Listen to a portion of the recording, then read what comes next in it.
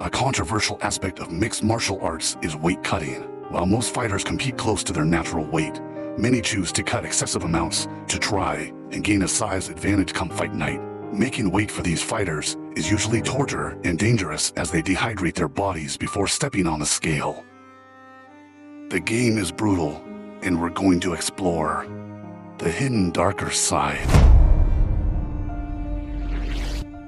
Conor McGregor had a massive weight cut, down to 145 pounds, and it can't be overlooked. He did it numerous times, and it worked for a period of time, but the effects of having to cut that much weight still remained. One fight in particular, where his weight cutting was definitely noticeable, was UFC Fight Night 59, where he faced Dennis Siver. It was hard not to notice McGregor's caved-in cheekbones during the weigh-ins. In an interview on Fox Sports with Ariel Helwani, it was there to be seen, resulting in a multitude of comments across the media. When she wasn't fighting, Chris Cyborg walked around at over 170 pounds. So when you take into account that the UFC's biggest female weight class until recently was 135 pounds, that's a recipe for a brutal weight cut. Cyborg had never found it easy to even make featherweight, but before the UFC had a women's 145-pound division, she had to take catchweight fights at 140 pounds. The cut proved to be a horrible process for Cyborg, who vlogged her experience ahead of her fight against Leslie Smith.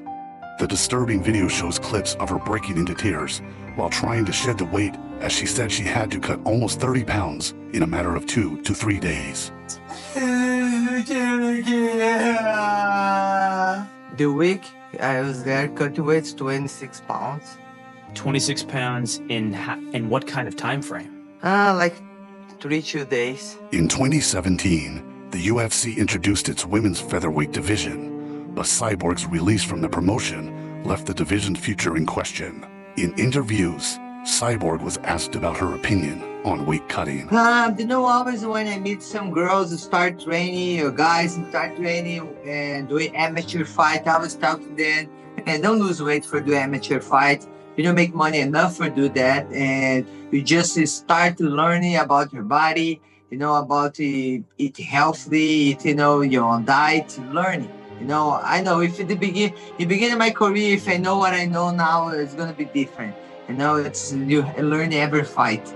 And I think it's nice if you have a lot of weights, for you can see what's the best for you. And I think you really have to take care of yourself, not just for now, but if you can fight for long term, and because your body, you need your body for work.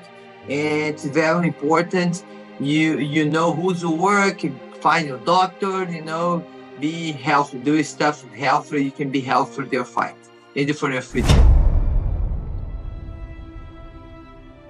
Dillashaw attempted what many considered to be one of the most insane weight cuts in MMA. In 2019, Dillashaw agreed to move down to flyweight to take on Henry Cejudo for the 125-pound belt. According to ESPN, Dillashaw weighed 154 pounds when he agreed to fight Cejudo with 8% body fat. This meant he had to drop 29 pounds in what proved to be a brutal process. Dillashaw looked gaunt on the scale, but insisted that his cut to flyweight was actually easier than he expected. It's easier than I thought. Really? Yeah, man, like I said, it took a lot of work.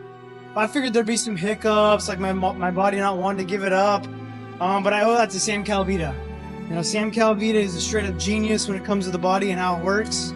Anywhere from my diet to the ways I'm working out to my supplementation. I feel good, man. I feel really good. This proved not to be the case, as it would later be revealed that Dillashaw failed his post-fight drug test, testing positive for EPO and earning himself a 2-year ban from the sport. He would later admit to intentionally taking the substance to assist in the weight cut, saying his body had crashed 6 weeks before the Cejudo fight. In 2018, Tony Ferguson was supposed to fight Habib for the lightweight championship at UFC 223. However, during the week of the fight, Ferguson tripped over a cable at Fox Studio and had to pull out, prompting the UFC to call featherweight champion Max Holloway up to the plate on just 6 days' notice. It's unknown exactly how much Holloway weighed before getting the call, but he seemed confident that he would be able to make the weight. That is a secret, though. Okay. But I can tell you how much I'm gonna weigh after the fight. I'm gonna have 30 pounds on me. Right here and right here. We'll be walking out that bad boy. Super shiny, so I can't wait. Unfortunately, just one day out from the event, Holloway was deemed medically unfit to compete after trying to cut too much weight for the short-notice fight. Holloway's nutritionist has stated in the past that the usual featherweight has a massive weight cut to 145 pounds, but considering he couldn't even get to the lightweight limit safely, it makes you wonder how massive Max's cut truly is. UFC bantamweight contender Aspen has always struggled to make the 135-pound limit. Ahead of her main event against Jermaine Durandamy, Ladd could be seen wincing on the scale at the pre-fight weigh-ins. She appeared to have difficulty standing up and was visibly shaking behind the curtain in the disturbing video. Come fight night, Durandamy defeated Ladd via TKO in the first round, a controversial stoppage leading many to wonder if Ladd's brutal weight cut was the overarching factor. Ladd had struggled to make weight previously at UFC 229, looking deathly uncomfortable on the scale. In 2017, former UFC strawweight champion Joanna Jedrzejczyk was slated to defend her belt against Rose Namajunas at UFC 217.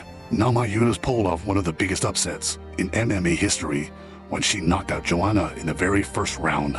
It was known that Joanna's cut to strawweight was far from ideal. She had fought at flyweight several times throughout her career, but on this particular occasion, Joanna claimed that she had to cut 15 pounds in just 14 hours, affecting her ability to take some of Rose's shots. But man, I felt so bad. I had to cut 15 pounds in 14 hours. I did it in 14 hours. I think that perfect athletes, they couldn't believe that I did that. The two went on to rematch at UFC 223, and Rose won again by unanimous decision. Joanna would go on to try her luck at flyweight in a losing effort against Valentina Shevchenko.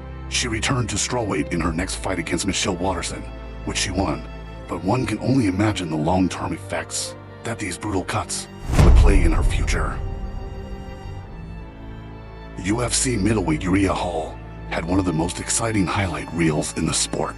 Hall was slated to take on Vitor Belfort in 2018, but was forced to pull out after being hospitalized due to a terrifying weight cut. Hall was 1 pound away from making the middleweight limit when he collapsed in an elevator, suffering a mini seizure and acute kidney failure from the dehydration. I was walking to the elevator, boom, just like that, it collapsed. I was in and out of it. I woke up, people were over me. I passed back up. I woke up, I was in the elevator. I was holding on to my best friend, one of my good friend, Arshay. Apparently I bit him. He said I bit him to hold on to him. After going in and out of consciousness, Hall finally woke up in the hospital. UFC President Dana White was less than sympathetic toward Hall, who believed that his health scare was due to a lack of preparation and lifestyle choices. He doesn't take it serious. He doesn't take his training serious.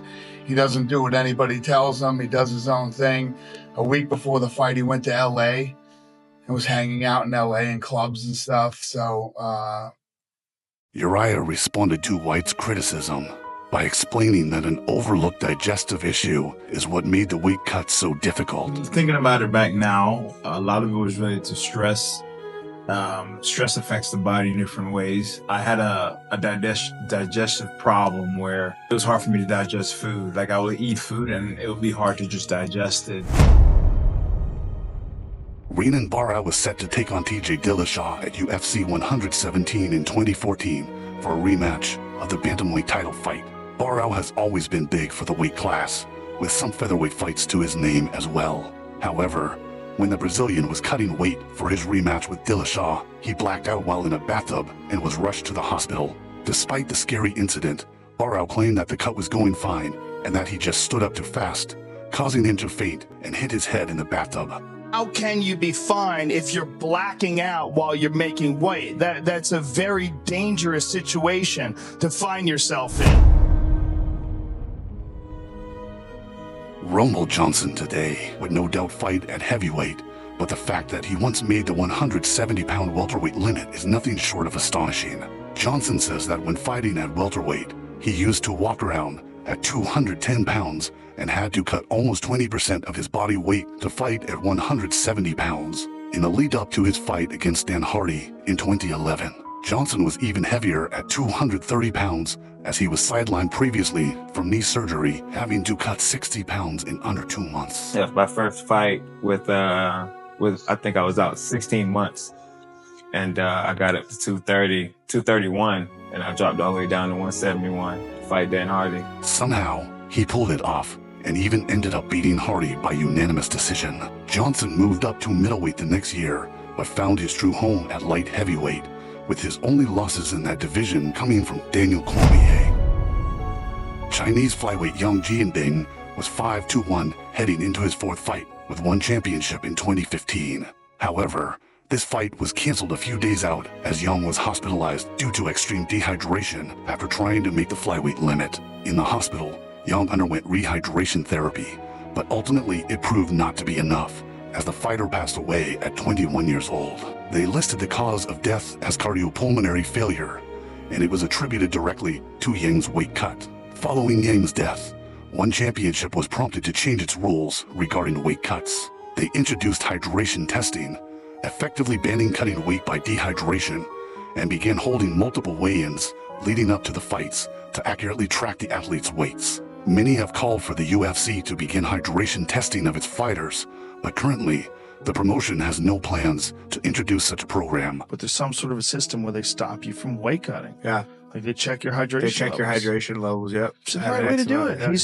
He's correct. He's smart. It's the right way to do it. We should have done it a long time ago in the UFC. I agree, and I truly hope it doesn't take a fatality in order for the organization to take a stance. The health and well-being of the human beings that compete in the sport should be a priority. After all, the sport itself is brutal enough.